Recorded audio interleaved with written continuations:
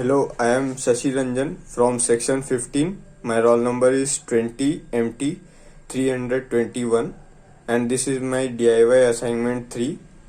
So I am going to deassemble this induction heater and finally assemble it. So as you can see, this is in working condition.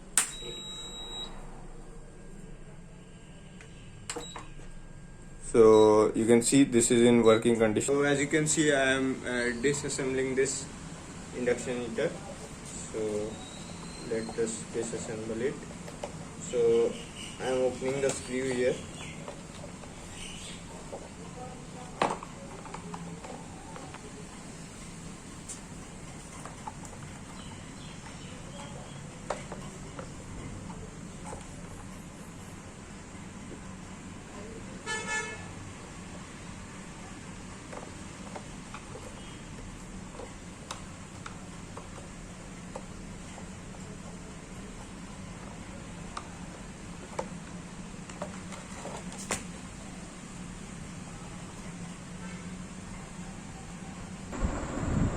So now I am going to open this and show you what all things are inside this induction heater. So let us first turn this. Let us turn this first. Now you can see all the things that is inside this. So this is the induction coil, you can see, and this is the fan here which helps in cooling this induction coil, and this is the printed circuit board which contains many components, different ICs, resistances, etc. And this is the communication wire. As you can see, the command which we give here, the temperature which we want, we adjust from here, and this PCB gives the signal to this circuit board here. And this is a circuit board. The components you can see here. This is a capacitor, this green color thing. This is a fuse, white color, and this is also a capacitor, small one, and these are the resistances, you can see, and this is a transformer, this is a diode.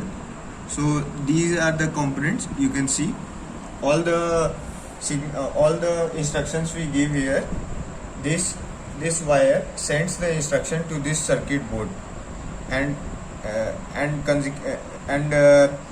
this induction coil heats up.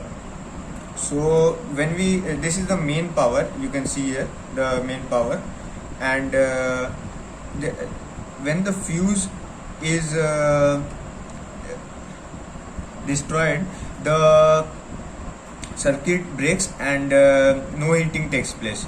So in this way the induction coil works, and induction heating is the process of heating an electrically conducting object, usually a conductor, by electromagnetic induction through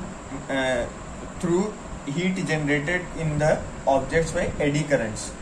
So this it works due to the combined effect of Joule effect and electromagnetic induction.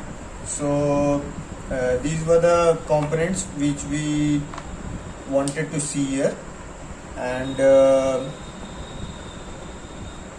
so let's assemble this again.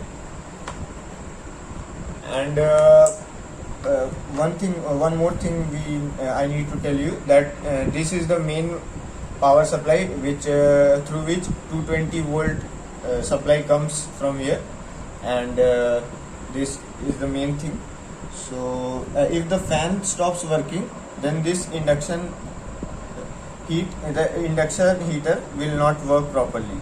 So this was the things inside. So let's assemble this again.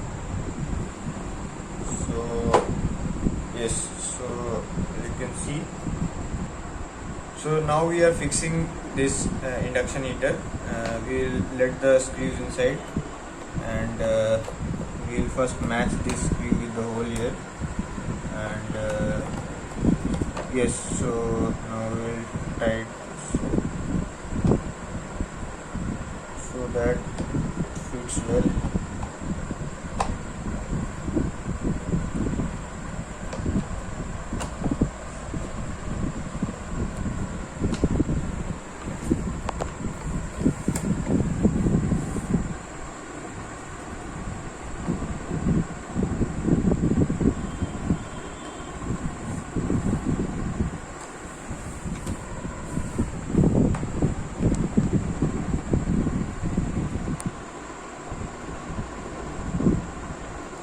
Now this is the last screw we will fix, and finally we will test that this induction heater is again working.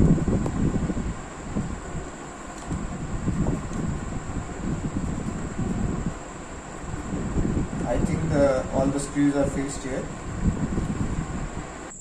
So we have connected this to the switchboard. Now we'll switch on this. So again, this is in the working condition, as you can see. So yes, it works. So thank you everyone for watching this. This was my DIY assignment 3. So you can see the fan is also working. So thank you everyone.